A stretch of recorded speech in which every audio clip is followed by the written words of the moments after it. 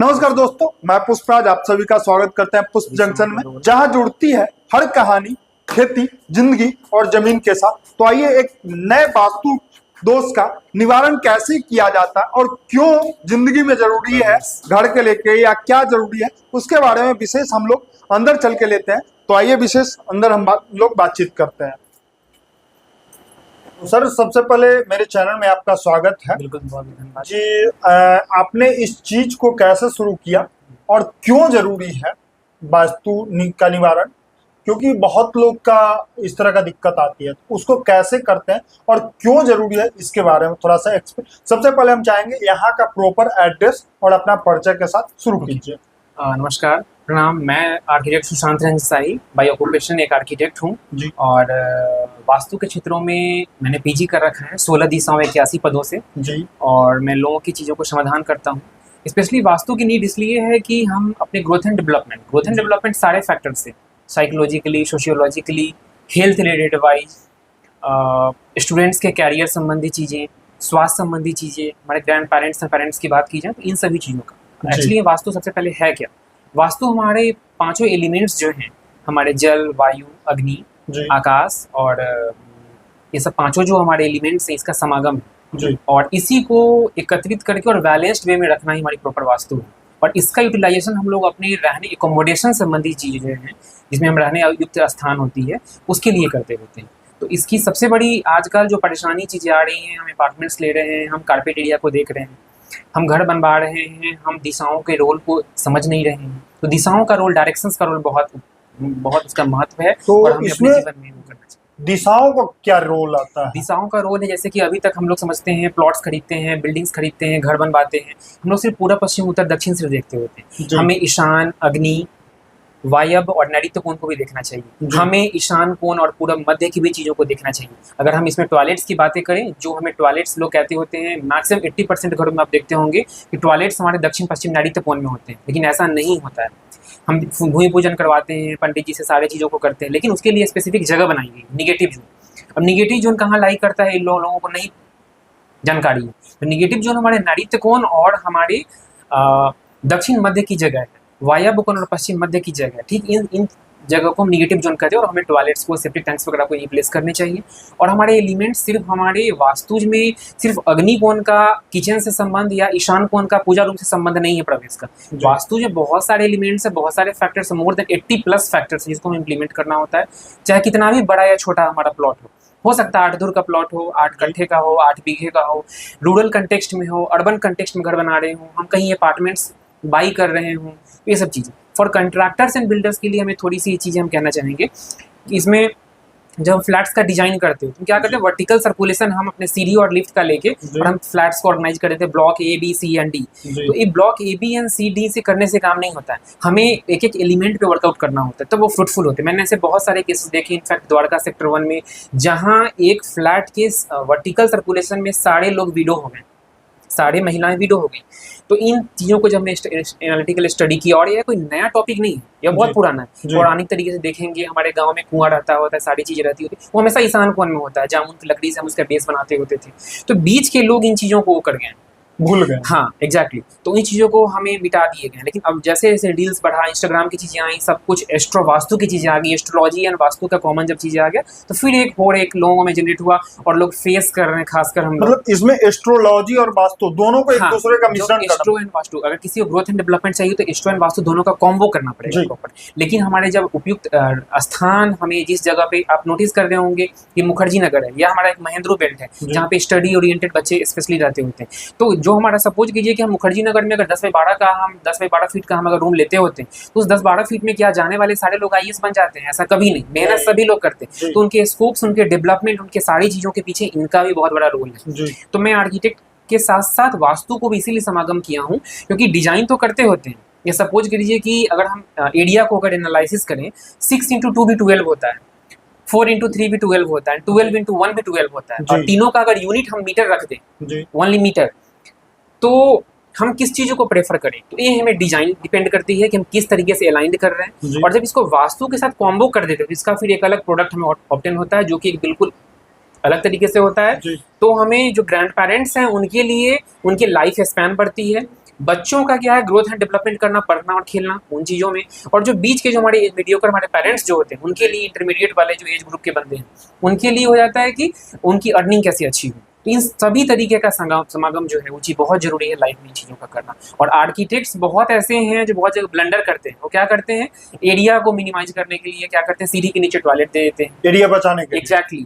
दक्षिण पश्चिम में वो स्टेयरकेस दे देते हैं, जबकि ऐसा नैऋत्य कोण से ऊपर वाले का पूरा उसका कोई रेमेडीज नहीं होता। नैऋत्य कोण, दक्षिण पश्चिम को नैऋत्य कोण कहते हैं। जी।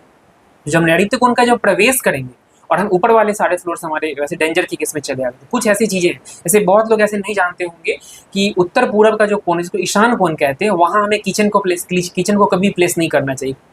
यहाँ अपने डिजाइन किए हुए घर में रह रहे हों, या हम एक रूम में ही रह रहे हों 10x12 में, बच्चे हैं, बैचलर्स लाइफ में ही रह रहे हों, और उस स्पेस पे ईशान कोण में हम स्टोव रख के, मतलब जो हमारा गैस स्टोव है और बर्नर रख के हम काम कर रहे हैं। तो ये सब चीज़ें हमें इम्यूनिटी कमजोर करती है, कैंसर का इवोल्यूशन करता, आगमन करवाता होता है, इन्विटेशन देता होता है, और साथ ही एक्सीडेंट प्रोन बेल्ट क्रिएट करवाता होता है, अकस्मात एक्सीडेंट है, सब सारी चीज़ें। मतलब अगर वास्तु का निवारण नहीं किया जाए तो एक्सीडेंट भी हो सकती है, बड़े से बड़े बीमारी भी हो सकती है। बहुत ऐसे क्रोनिक डिजीज हैं, बहुत ऐसे एक्यूट सिंड्रोम, ऐसी डिजीज हैं जो कि चीज़ों को हम लोग क्लियर करवाते होते हैं। कैंसर ऐसी चीज़ों, माउथ कैंसर ऐसे केसेस को हमने बहुत सारे क्लियर करवाए हुए हैं। तो इन सभी के रोल के पीछे, या बहुत ऐसे लोग हैं जो बहुत दिनों से बेड पे हैं, इन सब चीज़ों के पीछे डायरेक्शंस का बहुत अहम रोल है। हमारे साथ और भी है, एस्ट्रो वास्तु वाले लोग भी हैं, जो सब पूरा हमारी टीम है, वो सब लोग काम करते होते हैं।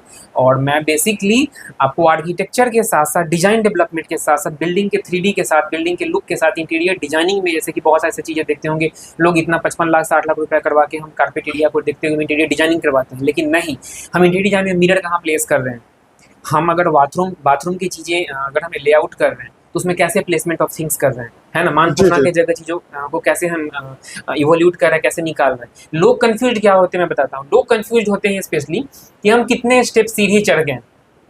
लोग कंफ्यूज होते हैं पूरा पश्चिम मुखी हम कैसे बैठेंगे टॉयलेट पे, ठीक है। लोग कंफ्यूज होते हैं, लोगों को पता ही नहीं है कि ईशान कॉर्नर कौन है, वायव्य कॉर्नर कौन है, नैऋत्य कॉर्नर कौन है। लोगों को सब पूरा पश्चिम उत्तर दक्षिण ही लगता है, जबकि हम लोग 22.5 डिग्री के एंगल पे एक बाइफर्केशन करके प्रॉपर एक जोन्स क्रिएट करते हैं, और उस जोन्स में इस चीज़ों को प्रॉपर लेआउट किया जाता होता है। तो एक ऐसी चीज़ें हैं कि हम आर्किटेक्चर प्रोफेशन की बातें करें तो वास्तु के हटा के भी इसकी चीज़ें नहीं की जा सकती हैं, और वास्तु को अगर हम एक फैक्टर माने तो हम आर्किटेक्चर को भी नहीं हटा सकते। मतलब दोनों का दोनों एकदम कॉम्बो करना, कॉम्बो करके घर बनाना है तो एक इंच की मायने बिल्कुल रखती होती है। क्योंकि जब घर मैं तो बिल्डर नहीं हूँ, मैं तो आर्किटेक्ट हूँ। तो कहने का मतलब कि बहुत कैपिटल को जमा करके लोग घरों में वो करते हैं, और ऐसा नहीं है कि हमारे पास इतना इकोनॉमिकली हम फिट हो तभी हम घर बना पाए। आर्किटेक्ट एक ऐसी प्रोफेशन है, और हम लोग तो इस चीज़ों से जुड़े हुए हैं ज़मीनी स्तर पे, कि अगर आपके पास अगर 12 लाख रुपया हो और आपकी इच्छा हो कि हम 40 लाख की चीज़ों को उतार दें जमीन पे, वो भी सब सारी चीजें होती है कि उस पर हमें फसाड डेवलपमेंट पे काम करना होता है, हमें इवोल्यूशन पे, मतलब फसाड ट्रीटमेंट पे काम करना होता है, हम किस मटेरियल को ला रहे हैं इस टॉपिक पे काम करना होता है। ऐसा नहीं है कि हम ज़्यादा ग्लास यूज कर लें, फॉल सीलिंग करवा लें, ज़्यादा महंगे टाइल्स लगवा लें, या कुछ वैसी चीज़ें कर ले तो हमारी घर सुंदर हो सकती है। यह एक लेंथ एंड विड्थ का एक प्रोपोर्शन है, एक रेशियो समझ सकते हैं, जिस एक स्पेस की इंटेंसिटी है जिसके सहारे हम अपने एरियाज को, अपनी चीज़ों को खूबसूरत और सुदृढ़ बना सकते हैं और अपने जीवन जी सकते हैं। तो बहुत चीज इसमें देखा जाता है। जब आपने बताया कि एक एक इंच मायने रखती है, तो उस चीज को लोगों को आज के डेट में इस चीज को समझना चाहिए, क्योंकि वास्तु का निवारण और एस्ट्रोलॉजी दोनों एक दूसरे का मिश्रण है।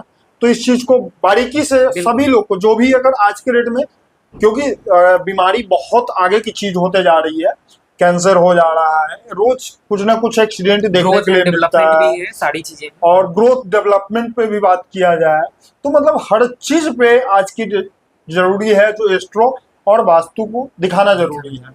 और जब आप प्रॉपरली आप कंस्ट्रक्शन की बातें करते होते हैं तो डिजाइन के साथ इन चीजों को मिक्स करना बहुत जरूरी है। तो आप भी जो नवयुवक अपना घर बना रहे हैं, या जो भी गार्जियन लोग घर बना रहे हैं, उनके लिए क्या मैसेज आप देना चाहेंगे? देखिए, मैं यही मैसेज देना चाहूँगा कि आर्किटेक्ट की फी एक, अगर हम वैसे बात करें तो डिजाइन वगैरह का जो प्रॉपर रिस्पॉन्सिबिलिटी वो आर्किटेक्ट को जाता होता है। लेकिन बहुत ऐसे छोटे मोटे कस्बे में या छोटे मोटे जगह पे कुछ लोग ड्राफ्ट्समैन भी काम करते हैं, कुछ सिविल इंजीनियर्स भी काम करते होते हैं, लेकिन उन्हें स्पेस की इंटेग्रिटी की चीज़ें नहीं पता होती अनलेस अनटिल बहुत एक्सपीरियंस्ड और समथिंग ऐसा कुछ। तो मैं यही कहूँगा, आपके पास कम पैसा हो, ज़्यादा पैसा हो, आर्किटेक्ट को देने के लिए फ़ी कम हो, ज़्यादा हो, नहीं हो, कुछ भी हो, लेकिन आप एक बार उनसे मिलिए ज़रूर। और खासकर हम लोगों से जो इस तरीके की चीज़ों कर रहे हैं, और उसके अकॉर्डिंग आप चीज़ों को एक बार, चाहे आपको भले ही फ्लैट ही लेना हो, तो आप उन चीज़ों को, उस जगह को, फ्लैट्स को पॉसिबल ऑप्शंस रखिए, फिर हमसे विजिट करवाइए, फिर देखिए कि क्या चीज़ें अति उत्तम है। और मैं रूरल कंटेक्स्ट में, स्पेशली गांव में, जो ग्राम में जो घर बना रहे हैं, उनके लिए मैं एक जल्द संदेश देना चाहूँगा कि अपनी चीज़ों को, कि आपके पास स्पेस की कमी नहीं है, आपके पास सेटबैक एरिया का कमी नहीं है, जहाँ बिल्डिंग बना रहे हैं उसके आसपास की जगह की कमी नहीं है, तो आप जरूर देख के बनाएं। ईशान कॉर्नर में बहुत फोकस करें, ईशान कॉर्नर को बढ़ाएं। हम एक एक टॉपिक को भी अगर लेके चले तो 2-2 घंटा हमारा जाएगा। अगर मैं सिर्फ प्रवेश की बात करूँ, इंट्रेंसेज की बात करूँ, इंट्रेंसेज में बहुत सारे टॉपिक्स आ जाते हैं। हमारे घर की इंट्रेंसेज कैसे हैं, हमारा बाउंड्री का प्लेसमेंट, बाउंड्री जो गेटवे आ रही है, एंट्रेंस बाउंड्री वाल की, उसका प्लेसमेंट कैसे। मैंने दक्षिण मुखी मकान पे भी बहुत ऐसा काम किया है, जिसकी S3 S4 से प्रवेश करवाए हूँ, और जिनकी दिन दुगुनी रात चौगुनी डेवलपमेंट हुई है। तो इसीलिए सपोज कर लीजिए कि अगर पूरा पश्चिम मुखी हमारा अगर रोड जा रहा है, तो रोड के बाएं तरफ वाले तो सभी लोगों का प्लॉट का मुख जो है हमारा दक्षिण मुखी हो जाएगा। तो लोग, हाँ, उनके रेट्स कुछ कम रहते हैं जो प्लॉट का, लेकिन ऐसा बिल्कुल ना हिचके। और दक्षिण मुखी हो, पूर्व मुखी हो, पश्चिम मुखी हो, किसी भी मुखी का प्लॉट हो, कोई सर्टेन एंगल पे ही प्लॉट हो, उस चीज़ों को लेके आप बिल्कुल कंसल्ट करें। और डिजाइन के साथ साथ, डिजाइन फैटर्निटी के साथ साथ वास्तु की ओरिएंटेशन और सारी चीज़ों को देखा जाएगा। फसाड डेवलपमेंट, इंटीरियर, 3D वगैरह सारी चीज़ें, in fact estimation and costing, bank loan संबंधी ऐसी भी कोई चीज़ें हो, वो सब चीज़ें भी करवाई जाती होती हैं मार्केटिंग के द्वारा।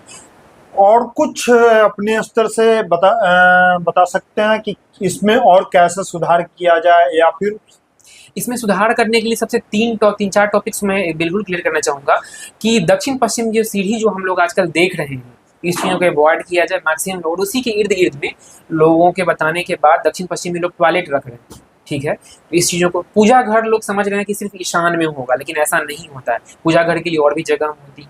दूसरी चीज़ है कि लोगों को एंगल्स और वेरिएशन और का पता नहीं है, तो इन चीज़ों से भी लोगों को लगता है कि हम पूरा मुखी हमारा घर ले रहे हैं, लेकिन वो पूरा मुखी नहीं, वो 35 डिग्री वैरी करता होता है, 40 डिग्री वैरी करता होता है। तो जैसे ही इतना डिग्री वैरी करता होता है, वह ईशान हो जाता है, अग्नि हो जाता है, या कोई और टॉपिक सर्टेन हो जाता है, तो उन केसेज में हमारी टोटल सारी चीज़ें बदल जाती होती हैं। तो इन सभी का एक बहुत बड़ा रोल है।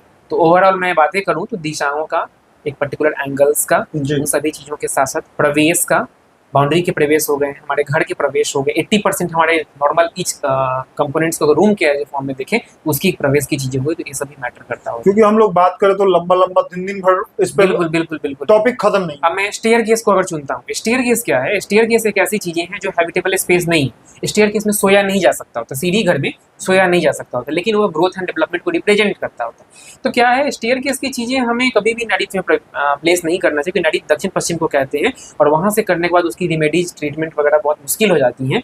तो लोग स्टेयर केस में देखते हैं कि पूरा कुछ नहीं। स्टेयर केस में हमें देखना ये चाहिए, लोगों के लिए मैं कहना चाहूँगा कि स्टेयर केस में हमें क्या देखना चाहिए, उसकी अलाइनमेंट कैसे है। सबसे पहले उसकी लोकेशन कहाँ पे फ्रीज कर रहे हैं, उसकी अलाइनमेंट कैसे है, वो उसकी मूवमेंट कैसे है, क्लॉकवाइज या एंटी क्लॉकवाइज, क्या सब चीज़ें। अगर हम बंगलो बना रहे हैं, डबल हाइट की कोई चीज़ ऐसे डेवलपमेंट कर रहे हैं, एक हाउस बना रहे हैं, एक न्यूक्लियर फैमिली, छोटे फैमिली के लिए 4 लोगों के लिए कुछ घर डेवलप कर रहे हैं, किसी बड़े स्केल का 5 BHK का फ्लैट या पेंट हाउस डेवलप कर रहे हैं, या कोई हम फ्लैट्स कहीं ले रहे हैं, इन सभी का बहुत डिफरेंट रोल है। अलग अलग क्लाइमेट का भी रोल है। अगर हम यहाँ नॉर्मल ब्रिक वर्क यूज कर रहे हैं, हमारे पास क्लाइमेट बहुत सारे हैं, कंपोजिट क्लाइमेट्स में हम लोग कहाँ भी हैं फिलहाल। जब हम एज ए हिमाचल के फॉर्म में काम करेंगे, हमें जैसे slate as a material, roofing material लगेगा। जब हम साउदर्न स्टाइल्स में काम करेंगे तो हम लैटराइट स्टोन्स हमें यूज होते हैं, इन सभी चीज। तो हमें क्लाइमेट रिस्पॉन्सिव टॉपिक्स को भी देखना होता है, और बजट की चीज़ों को देख के प्रॉपर काम करना होता है, तभी हम सक्सेसफुल कर सकते हैं, क्योंकि उसी अनुसार से हमें लेआउट करना होता है। जी।